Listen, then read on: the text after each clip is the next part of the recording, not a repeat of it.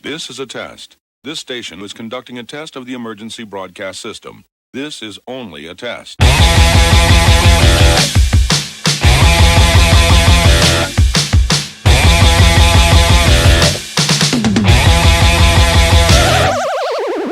McMahon Music Podcast. James McMahon Music Podcast. James McMahon Music Podcast. James McMahon Music Podcast. He speaks to the geeks and the musical freaks, but sometimes popular but mostly a freak because he's James McMahon Music Podcast. James McMahon Music Podcast. This concludes this test of the emergency broadcast system. Yeah, it's always a relief when you speak to a musician and it sounds good, because I just think this might take me an hour to edit instead of 3. So I really appreciate that. Thank you. I'm going to start with a really big question. This is a really important question, so I want you to think about it. Who's going to win tonight, Joshua or Ngannou? Well, I think I think Joshua should have it. Much more experienced boxer. You'd think, his skill level would be able to keep Ngannou at bay. But there's always, the thing that makes it exciting is there's always that one punch, right? And everyone knows he's got devastating power. So if he if he manages to land, maybe he'll do it. I mean, I'd like Ngannou to win, I think, because I always root for the underdog. But I think my head would say Joshua. So I'm like, it's really weird with me and fighting. As you can see, from the man you're looking at, I'm an awkward specky man. Like fighting in a weird way was something that, because I was into art when I was growing up, I was into books and stuff. Like fighting was always something that I kind of stayed away from. And then when I got a bit older, I got really into boxing. And there's a bit of a family thing with it. Like I watched the boxing with my mum, and she used to listen to it on the radio with her dad, and she'll talk about Ali and Fraser and stuff. And so it's like I've just given up really kind of feeling bad about liking fighting now. I like boxing, but I don't watch a lot of MMA, if I'm being completely honest with you, but I am pretty mad at boxing. And I watched that Ngannou fight with Fury. And I didn't understand why Ngannou why he didn't win. Right, I'm still in that kind of place where I don't quite understand the point system. Why did he not win that Fury fight? He seemed to be all over it. Yeah, I think probably just volume of shots landed. I mean, I did stay up to watch the fight. I think by the time that fight came on, I was slightly worse for wear. So I'm not sure my recollection of it would be perfect. But I think he's just landing the more accurate shots, from what I can remember. I've tried kind of I've watched boxing with my wife, and she just can't really get her head around the point system either. She's like, it seems a bit like they're making this up as they go along, but I'm always trying to sort of persuade her that there is some kind of method to the madness. The reason I really want to kind of move into talking about music, is I'm sure you would rather talk about music, but I am interested in, do you still follow fighting? Do you still follow boxing and MMA? Yeah, I mean, yeah, as you know, I watch all of the main UFC fights and boxing stuff. I think it's a bit more exciting entertainment wise at the moment. I think there was a bit of a lull for a few years. I wasn't really massively interested in a lot of the fights that were going on, but I think the injection of cash from Saudi Arabia seems to be making more of a spectacle of things, and it certainly is exciting. Like I say, like a fight like this, I mean, I've already had 3 conversations about this fight. I was in a cafe earlier, and they talking to me about it as well. And it's like, if he was fighting, Joseph Parker, if AJ Parker were fighting, would people be asking me about it in a cafe or on a podcast? The answer is no. So it's got people interested. It's got me interested. Can this big brute of a man, after on his second boxing fight defeat, a 2-time world champion or whatever he was. So yeah, it's, I follow it. I follow boxing probably as much as just an average Joe. MMA I follow a bit more closer. What was your first love then? Was it fighting or was it music?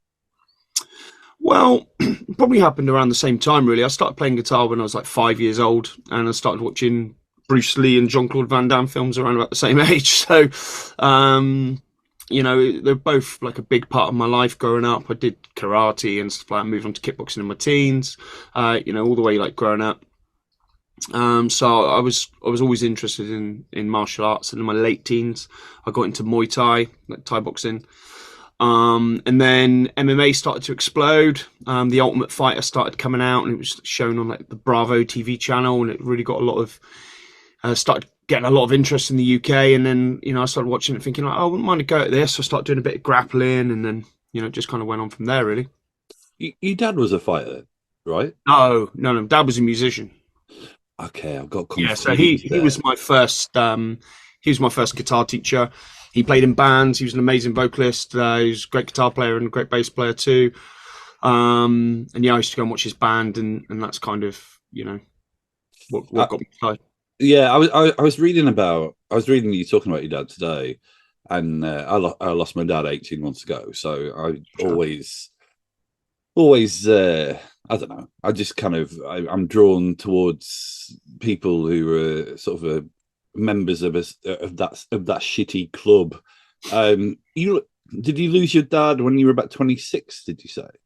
Yeah, I was around about that. Yeah, so it was 2012. Yeah. It seems like your dad was an incredible influence on your formative years. But you were saying this thing that if your dad was alive, maybe you wouldn't be doing this. Well, yeah, it's a funny thing, isn't it? As I'm sure you've probably experienced over the past 18 months. Like, I mean, it certainly did for me. Like, you don't expect to lose your dad when he's like 54 years old and you're 26 years old. That's not something that ever enters your head, right? He got ill and then he died 6 weeks later. It was a very, very quick thing. And it's not anything you ever think you're going to have to deal with at that age. So when it happened, it obviously messed with my head a lot, and started making me kind of see things in a different way. And yeah, I mean, I carried on fighting for a good few years after that, and then I had my last fight in 2014 in Thailand, won. And I had a few injuries. I wasn't planning on retiring there. I had a foot injury that just wouldn't go away. It was like a tendon thing, and then it would get better, and then I'd land like a kick in training or something a bit funny, and it would catch my foot, and then I'd be sidelined again for a couple of months. And it got to the stage where I was like, actually, I've dedicated my life to this. Now I'm gonna enjoy life a bit more, less dieting, concentrate on coaching other fighters. But then what I found was I had a bit of a hole in my life, and I turned to writing songs to fill that. I needed kind of a bit of an outlet. And yeah, I mean, when my dad, to answer your original question, was I was in a cover band with him. He was my bass player. I had like a trio. We used to do like rock and blues stuff, Gary Moore, Jimi Hendrix, Free, Purple, staples, stuff like that. Yeah, that kind of stuff. Pub band, blues rock. And he was my bass player, and we'd play a few times a month, and that was kind of what I was doing music. I was teaching a bit of guitar as well. I did like a little studio I'd teach from, and that was just kind of all I was doing with music.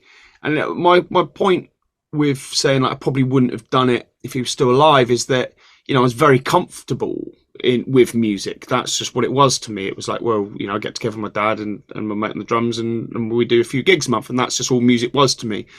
Once he died, I said it kind of changed my views on things. And then once I kind of got done with the fighting thing, he was always super proud of the fighting stuff, but he always wished that I gave, music another shot. The old phrase, trying to make it. He always wished that I did. He always felt like that's what I was born to do. He was proud of the fighting stuff, and happy with what I achieved there. But he always wished that I gave music another shot. And I kind of had that in mind, really, and that's where I went with. When I set up the band, I didn't ever think I'd ever get this far. It wasn't really to do that. I just wanted to sing my own songs to people that wanted to hear them. I was quite content with just playing to 50 to 100 people, little festivals or whatever, and just sing my own songs. And it's kind of grown.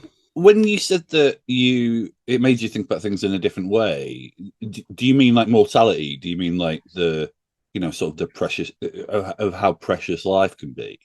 Yeah, I think so, and that how it can just be taken away from you at any point. Not to take things for granted, not to hang around and think, just to actually go for things. There's a few things, there's so my dad had a pension that was due, it wasn't really a pension, it was like an endowment type thing that he had he paid into for years and years, and it was due to pay out quite a large sum of money when he was 55. And him and my mum had planned stuff, and they'd spoken about different things they were going to do with this money, and they kind of hadn't had much their whole lives. They gave as much as they could to me and my siblings, and didn't really have much for themselves. And it was kind of going to be that time where he died 6 days before his 55th birthday, and the insurance company wouldn't pay out, so my mum never got to see the money either. And it was a substantial amount of money. I can't remember the exact figure, but I mean, it was in six figures, I'm sure. Right. He paid into this for 30 odd years. He used to work in financial services. You sell insurance for rural London many years ago. It kind of makes you think they had all these plans. It's once this happens, and he never got to see it. And that for me was quite a big thing, to make think, well, look, you don't know what's around the corner. So if you want to do something, do your best to make it happen now. I mean, I do think that you must have, because you're from Torquay, right? That's right. Yeah.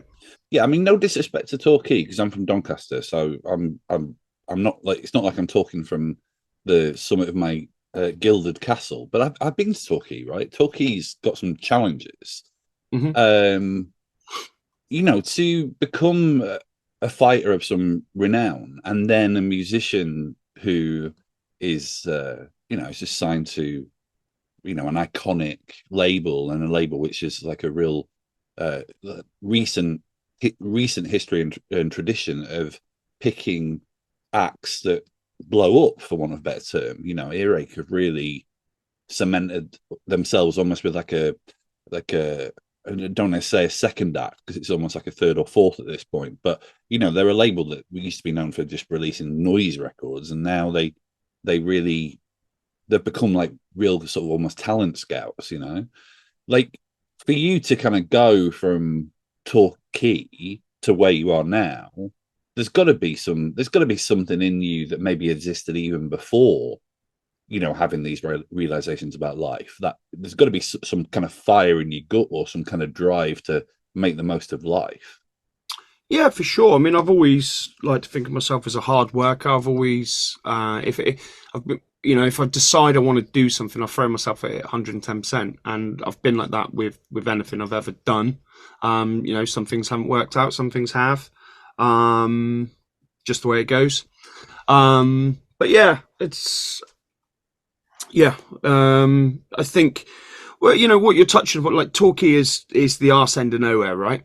And this was one of the reasons why I didn't really pursue music, because when I was in my late teens, early 20s, and I was trying to make it, the internet was still a growing concern with regards to music. YouTube had probably only been out for a year or two. We were just kind of getting past the MySpace era. I remember when Facebook first came around, and it wasn't what it is now. Yeah. It was a lot harder to reach, or to get your music out there. And it was still very much this thing of you have to move to London and you have to do this kind of thing, and it wasn't really ever an option for me. So there's hardly any original music venues down here. Really, really tough to get anything going for original music.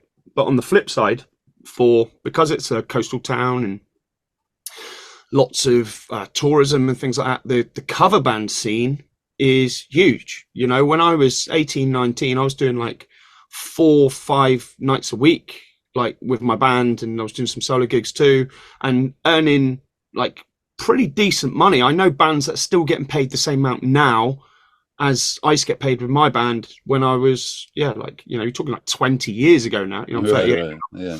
back when I was 18 and younger. I mean, I started when I was like 16. And, you know, so it was very hard. Like, you could earn like a lot of money just in the cover band scene, but you could never do anything with original music. And obviously this time around when I started, you know, I started pushing the original music again, like 2015, 2016. You know, it's a whole new world. You know, it's easy to get your music out there. You know, anyone can set up a YouTube channel. Anyone can get their music out for 50, 60 quid, and it'll be on all the DSPs, you know, Spotify, Apple Music, whatever you need. You know, you can set up a Facebook page. You can target people with advertising, and all of a sudden you can reach the world, you know, a lot easier. And that's kind of what I did, really. Started off, I made my own videos and, you know, recorded my own album, did all this kind of stuff, and then just did a few Facebook ads and tried to get a bit of interest online. And then that led to getting a few spots on some like small, like, you know, I was doing more bluesy stuff then, some like blues rock festivals. And then it just kind of spiraled from there, really. I mean, but yeah, like I suppose there's obviously a lot of drive there. Yeah, like I said, if I'm going to do something, I'll do it properly. I don't like half-assing things. I never have. I just won't bother. If I can't do something to its full extent, then I just won't do it. I'll choose something else to do. I mean, it's interesting you talking about that almost the sort of club scene. I know I'm sort of phrasing that kind of wrong, really, but it, like, you know, traditionally, you know, it's like almost like kind of like you know, I'm a big fan of punk rock, and I always find it interesting when you kind of listen to those kind of original acts from the late 70s, and some of them kind of like formed because of punk, and some of them came from like pub rock into punk, and the ones that came from pub rock, they've got the chops, right? Because they've been on that circuit. And it's very clear to me that you kind of really out the gate, like you could play, right? Like, it was obvious that you'd done your time in on a similar circuit where you play for people's entertainment nightly, right? That's how it seems to be, like a well-oiled machine. Yeah. It does feel though that with this record, it does feel like with the songs that I've heard that it is becoming something more than what it started out being. Like, you are becoming more of a, I don't want to say a metal band, but like more of a heavy rock band than really kind of a blues act. Was that conscious? Well, I mean, I was never like a traditional like blues guy anyway. I never really fit in with that mold. I like playing blues stuff. You know, it's a genre of music I enjoy. I enjoy playing it. It's fun. You know, each album I gradually got a little bit heavier and kind of kept pushing the boundaries of what I was previously doing. And then, you know, the thing is, my teens, like my era was like the new metal era, right? Like, it was a great time for music. Like, you know, Slipknot, Linkin Park, Limp Bizkit, all these bands were all of a sudden like in the mainstream. You know, you could turn on like Channel 4 and Slipknot would be like playing live on like TFI Friday. Like, it was a crazy time, and it was a very exciting time. And, you know, that kind of era was a huge part of my life. I played in metal bands all the way from my teens and into my early 20s. So it was kind of, it's always been in me, like, bursting to get out, I suppose. The problem I found, you know, I did 3 like what would be considered blues rock albums. But the problem is with that genre is it's very, very, very narrow. You know, you like for a song or an album to be considered blues rock, it has to stay within some very narrow like confines, you know, and if you step outside of that, it's no longer considered blues rock. And so it kind of got to the point where I was writing songs that I kind of felt like limiting what I'm able to do or what I'm about, just to try and fit in with this mold. And that's just completely against everything that I stand for and why I started this thing in the first place, you know. So Death Valley Paradise was kind of like my last album was kind of like the first proper step into, you know, a more modern hard rock sound. And yeah, I mean, that was written throughout the pandemic. So, I mean, that certainly had influence, you know, pretty dark times and not knowing whether we were going to get to ever fucking play live again. You know, we didn't know what was going on. No, so, yeah. You know, that was the first step. And then obviously with the Halo Effect album, we've kind of gone like another step up as well. But kind of felt like Death Valley Paradise walked so that Halo Effect could run. I kind of feel like, you know, this album is probably the most comfortable album, you know, we've ever done. You know, also for the guys in the band too, like it just all feels just so natural. Like when we get in a room and we jam, that's what comes out. Like with sound check, like if we sound check, like that's the kind of stuff we play. If we're just riffing around and just jamming, it's stuff that like sounds like the Halo Effect album. So it's very natural for what we're wanting to do. It feels very, very natural. And yeah, I mean, you know, we would have lost some people along the way, but I mean, we've definitely attracted a hell of a lot of new people with the sound. It seems to be resonating with a lot more people. Hey, listen, you know, even if Bob Dylan can have his Judas moment and then surpass that, then I think that anyone can have a little sort of a shift from the genre that they're best known for. I think it's very, very, you know, it's hard as like a songwriter and artist. Obviously, like, you know, you want to, you know, bear like fans in mind or whatever, but you know, songwriting's a very personal thing, right? And you know, being an artist is a very personal thing, and you see it with so many bands. I mean, I went to watch Bring Me the Horizon last month, and it was quite funny seeing the difference in the crowd there. You had quite a lot of the older metalheads who, when they played a couple of the older tracks, you could see were going crazy, and you could see all the young kids looking a bit confused. And you know, it was a real like juxtaposition there of the crowd, because I mean, you listen to Bring Me's like first couple of albums, like you wouldn't, if you'd only heard their recent stuff, you wouldn't even know it was them, right? Like it just doesn't even sound like the same band. It's like such an extreme change. And you know, it happens with a lot of acts. Architects done a similar thing. You know, they've kind of all done the opposite way around to me. They started off a lot heavier and then gone more commercial as time's gone on. But you know, it happens a lot. And you know, I mean, I am technically a solo artist. You know, I have my band, but you know, it has been a different band each album. There's obviously been people that have been consistent, but kind of lineup has changed in one way or another each album. You know, and I think there's just more to me as an artist than just like one thing, you know. That blues scene, does it attract younger people? No. No, definitely not. Definitely not. It is interesting. I mean, I feel there's anything wrong with that, but no. I mean, like, no. You'd be lucky to see people under like 60. Like, you know, it's an older person scene. You might get a couple of younger people, maybe if they're like guitar players, and I'd occasionally see some people like my age. But no, I mean, since we've started doing more rocky stuff, like the average age of our audience has certainly come down. I mean, I feel like we kind of sit in a place where we've got a mix of both. You know, we got a lot of younger people coming through now. But we've also kept a lot of the older people that maybe first discovered us via like the blues rock stuff, but you know, that's not all they like. They're into lots of different things.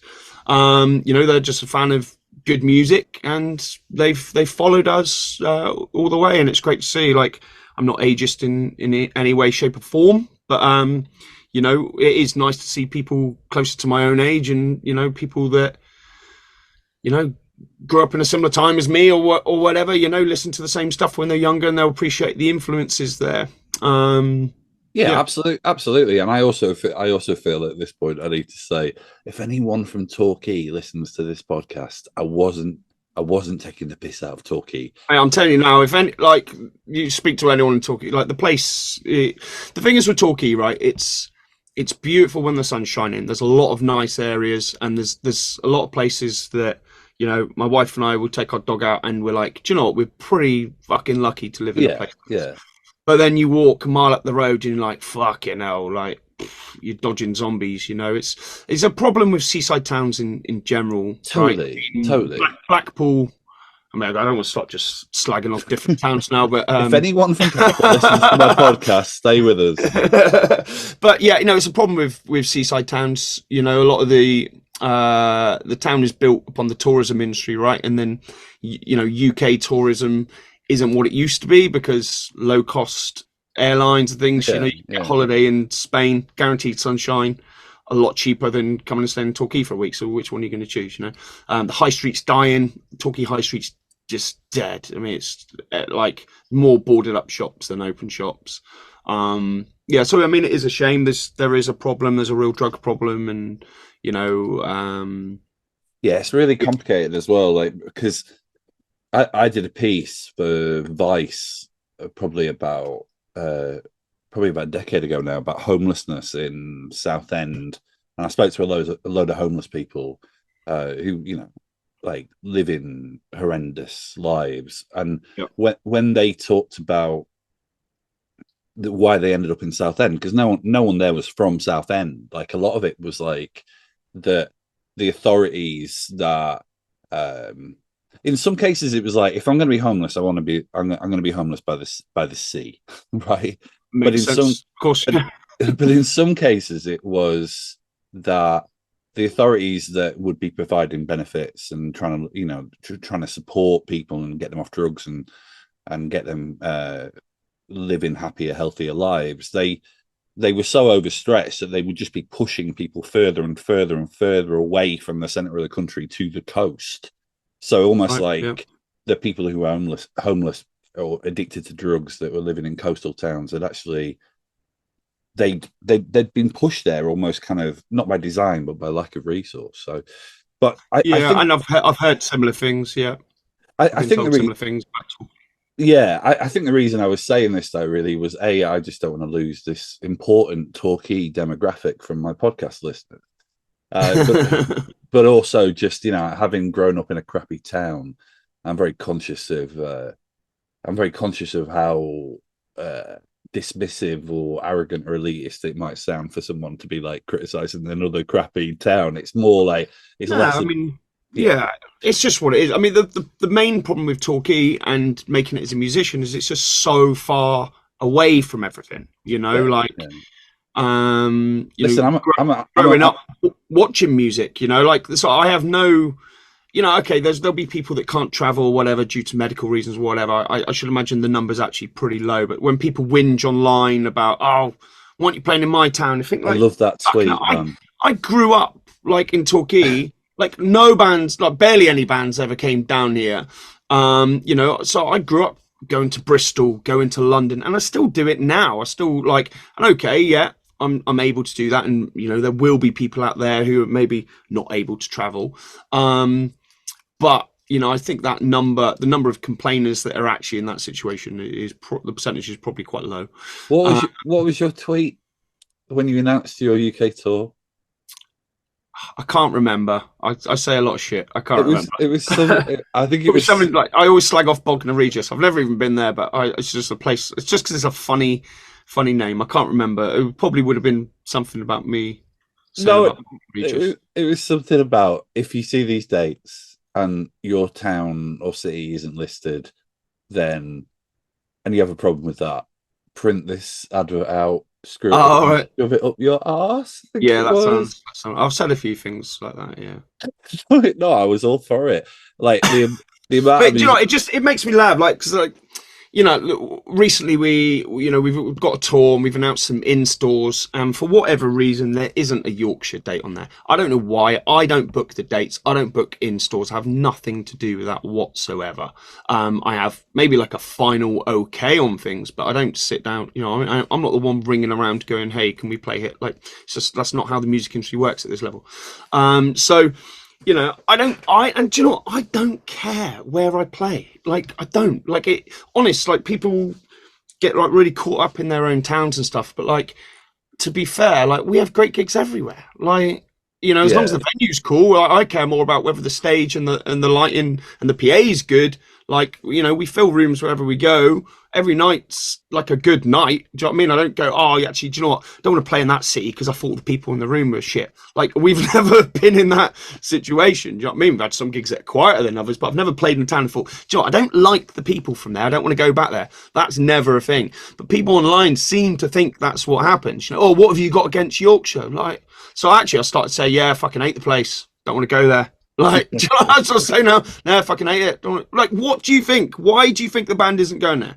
We're not going there because the promoter, for whatever reason, hasn't been able to sort it out. Now, that could be venue availability. It could be because we're too far away to get round. It was only available on one night and we're already in another city, or we can't get there in time, or, you know, it could be anything. Could be that the venue hires, like the one venue that's available, it was too expensive and they're not going to make it work financially. And do you know what I mean? There's just so many different reasons. And it is just something that, I mean, it irks absolutely every single artist out there. Well, you know, not many people are as vocal about it as me. It's because I don't give a shit. But yeah, it pisses everyone off. You know, there was a band that once told me, and I think it might be Architects. I think there was a member of Architects that told me this, but it might not be. So, you know, that's the get out of jail card. But I was sure that whoever this band was, I remember them telling me that they really wanted to put a song on the next album that was called "Why Not Scunthorpe," because that was always the comment under these adverts, like, "Why not Scunthorpe?" Yeah, no, I think the thing is, though, with the kind of music that you make, I mean, looking at those dates, like, it's not like you're doing I don't know, Harrogate, you know what I mean? It's not like you're doing like places. Well, I'm arguing against really what I'm trying to say there, really, but what I'm saying is that you're going really into the, you know, into the flea pits, into the toilet venues. It's like you're going into places that in lots of ways bands don't come to, and I think that's really smart as well, because that's where the people who will buy your t-shirts and buy your, you know, they're the people. I mean, that's what we did on the last tour. We did 26 dates, going to all the smaller venues and do that thing. This tour's for the new album. You know, we're back to kind of the bigger rooms, just less dates. I think there's only 8 dates of the actual tour. Because you're a bigger deal now, Chris. That's what it is. Well, it's just, you know, there's you know, it works as album cycles, right? New album comes out, you have to do the bigger venues. There'll be a percentage of people that will travel. There'll be some people that won't be able to travel. But the fact is, you know, there will be a percentage of people that will travel, and you'll be able to get more people into these bigger rooms, and you know, and make it work. I did enjoy doing that tour last year. You know, it was hard work. You know, there's some shows that were sold out and it still cost me $1,000 to do. Right. As they were smaller room, you know, 250 cap, at, you know, a relatively low price, doesn't cover my costs. You know, by the time I've paid for the band, the crew, the bus, gear hire, all that kind of stuff didn't cover my costs. So, you know, it's very, very tricky to do. Like, you know, sometimes that's why we're not able to go places. You know, one of the prime examples, Ireland. You know, I've given Ireland 3 shots. Every time it's cost me thousands to do. I'm just not going to do it. I can't do it anymore. Like, I don't have the money to do it. Like, I'm not making any money out of this. I can't afford to keep doing that into an area that's not growing fast enough. You know, why are you going to play in Ireland when, you know, I can go to, you know, other cities and play, you know, go to Ireland and sell, you know, we did like 50 tickets in Dublin. Like, it's just like, why am I going to do that when we do, you know, doing like close to 1,000 in Nottingham and not far off in London. Same obviously down here. You know, it's just, I can't make it work. You know, it's really, really hard. And I wish I could. I love going, I love traveling. I'd play in every country in the world if I could. But there comes a point where it's not possible. Give it 3 shots. For whatever reason, we're not growing in that area. I cannot go back unless there's a big, you know, something big happens. You know, maybe this album blows up and, you know, we get a lot more, you know, attention, and then, you know, maybe it grows so that you can go to these areas. But as it stands, like, you know, there's certain places that I just cannot afford to go back to because we're not big enough there. And it's tough, you know. But I've given it a go. Like, it is one of those things like, what comes first, chicken or egg? If you don't go to these places, how are you going to grow the fan base? But if you've done it 3 times and it's still not growing, then, you know. Come on, Ireland, pull your finger out. Belfast is better. That'd be around like 300, but still, like, you know, again, you can only do a couple of shows. Like, when you go over there, you can't do like a 10-day tour or whatever. It's really, really tricky. It's very people don't understand like the finance side of things. It's very, very, very tough. Oh, I think the thing with Ireland is that you know, I mean, it's close, and in so many ways, it's the culture is similar to being on this island, but it is a foreign country in the sense that there's a different economy, and it's part of the EU, and we're not. I mean, there are factors there that are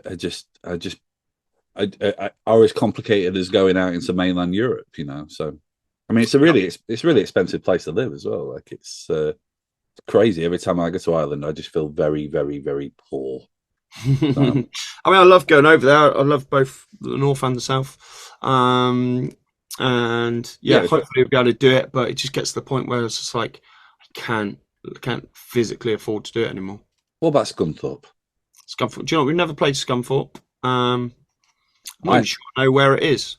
Is it on northeast coast? Is it? You're a big tattoo guy, obviously.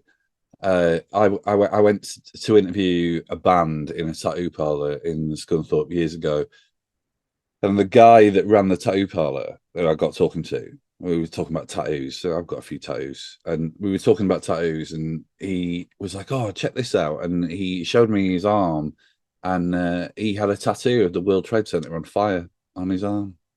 And I remember thinking, that's not a great advertisement for tattoos, let alone someone who runs a tattoo shop. Jesus. That's all.